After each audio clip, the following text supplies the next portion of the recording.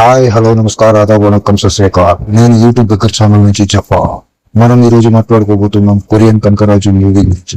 వరుణ్ తేజ్, రితికా నాయక్, సత్య నటించిన ఈ మూవీ ఎలా ఉందో నా ఒపీనియన్ ఏందో తెలుసుకునే ముందు ఒక చిన్న పని చేయండి. జఫా the social media beggar channel నుంచి జఫా వచ్చేసాడు. ఆడికి ఒక లైక్ చేసి ఛానల్ కి సబ్స్క్రైబ్ చేయండి.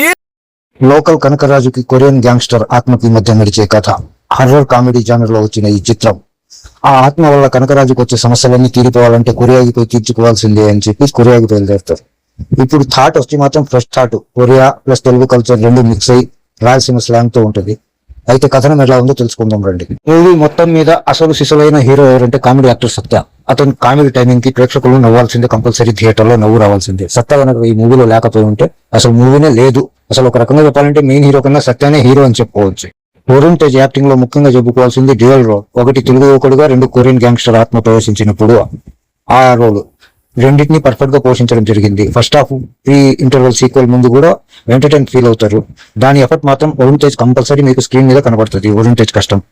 మెయిన్ మూవీకి కావాల్సిన మూల కథ పాయింట్ మాత్రం సూపర్, కొత్తగా ఉంది. కాకపోతే కథనమే కొద్దిగా నిరాశపరుస్తుంది.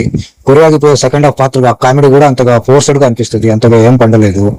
విఎఫ్ఎక్స్ మాత్రం సోసో అనిపిస్తుంది, పాటలు పర్వాలేదు అనిపిస్తాయి. మొత్తం మీద సినిమా అయితే ఒకసారి చూడొచ్చు.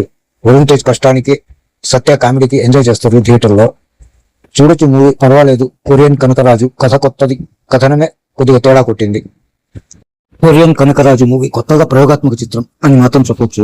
బాగుంది. సత్య కామెడీ, వరుణ్ తేజ్ పర్ఫార్మెన్స్ చూడాలనుకుంటే పోండి. ఎక్స్పెక్టేషన్ లేకుండా, ఏం ఎక్స్పెక్టేషన్, జీరో ఎక్స్పెక్టేషన్ తో కనుక మూవీకి పోతే మూవీ మీకు ఖచ్చితంగా నచ్చే అవకాశం ఉంది. ఎక్స్పెక్టేషన్ పెట్టుకుని పోతే మీ ఎక్స్పెక్టేషన్ అందుకోవడం కొద్దిగా కష్టమే.